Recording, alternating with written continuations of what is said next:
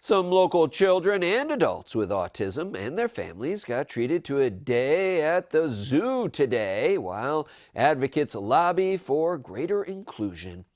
The local organization Advocates for Autism partnered with the Ross Park Zoo to provide free admission to kids with autism that were accompanied by one paying adult.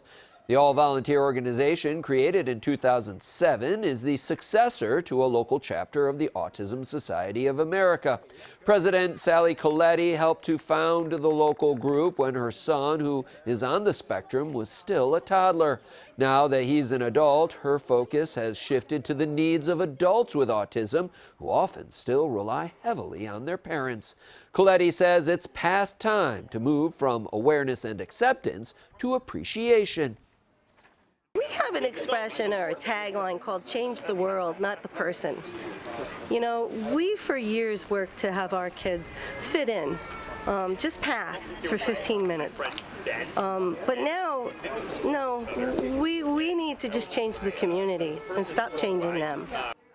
Coletti says her group would like to see zoning changes so that so-called granny pods, or separate small housing for adult children with autism, can be built on their parents' property in residential neighborhoods. She'd like to see other appropriate integrated housing options for autistic adults as well. Dutchess County Executive Mark Molinaro, who is the Republican candidate for New York's 19th Congressional District this November, visited the event. He has a daughter with autism and founded the organization Think Differently, which advocates for people with special needs.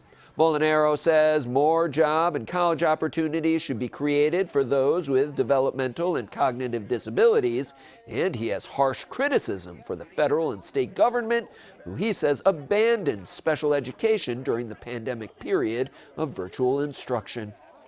America doesn't fund special education to the level it should.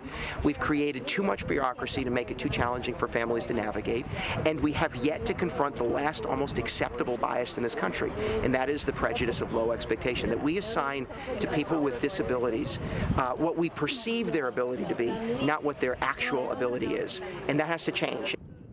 Advocates for Autism held a scavenger hunt at the zoo today, along with giveaways, and Big Zoo's barbecue was on hand, with a portion of the proceeds benefiting the group.